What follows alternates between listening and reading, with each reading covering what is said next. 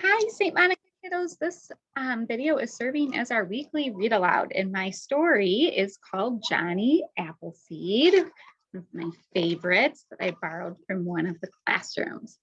This is a story about Johnny Appleseed. With a name like that, you would think he was make-believe, but Johnny Appleseed was a real person who lived more than 200 years ago. It's a long time.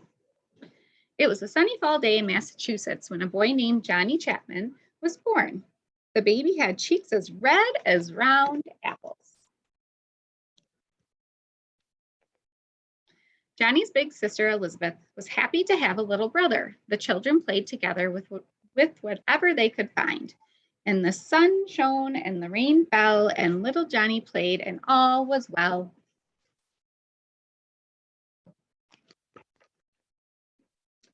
Johnny's family got bigger. Johnny and his sister were joined by 10 younger stepbrothers and stepsisters. What a busy, noisy house.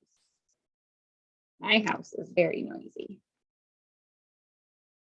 Johnny would go outdoors when he needed quiet time. Sometimes he'd walk along the river.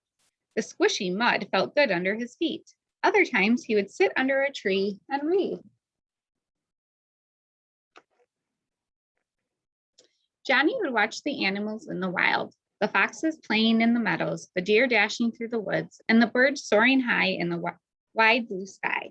If he found an injured animal, Johnny would take care of it until the creature was well.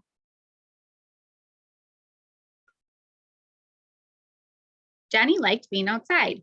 When he got older, he went to work in the apple orchards, just like his great-great-great-grandfather long before him.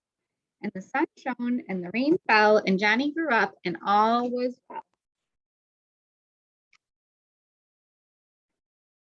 Johnny learned everything about growing apples. He was happy planting seeds, taking care of the trees, and munching on the delicious fruit.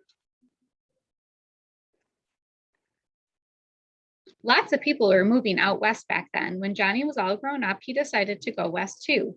He didn't bring much back with him. For a hat, he used his pot, and a burlap sack did fine for a shirt. And shoes? Well, why wear shoes when you have two perfectly good feet?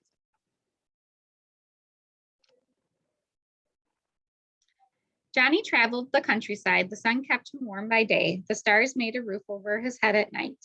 The rain washed him clean, and the animals kept him company. Sometimes Johnny would stop and plant apple seeds. As soon as seedlings grew, he'd sell the small plants to families moving west. When they got to where they were going, the families planted Johnny's seedlings and grew trees of their own. Johnny was friends with everyone. Wherever he went, he would bring seedlings, pitch in with chores, and share stories of his adventures. The seasons passed. Every fall, Johnny gathered seeds from ripe apples. Every spring, he planted the seeds and passed the seedlings to settlers. He planted so many apple seeds that before long, people started calling him Johnny Appleseed. Year after year, Johnny tended to his orchards, visited friends and family, and slept under the stars. Because of him, people always had fresh fruit to eat. Because of him, the land grew even more beautiful. Johnny Appleseed left behind thousands and thousands of apple trees all across America. Just think, the next time you eat may be from an orchard that was first planted by Johnny Appleseed. The end. Wonder if you've had some juicy apples lately or gone apple picking. Know that my family loves doing that, and I hope that you have a great weekend. See you later.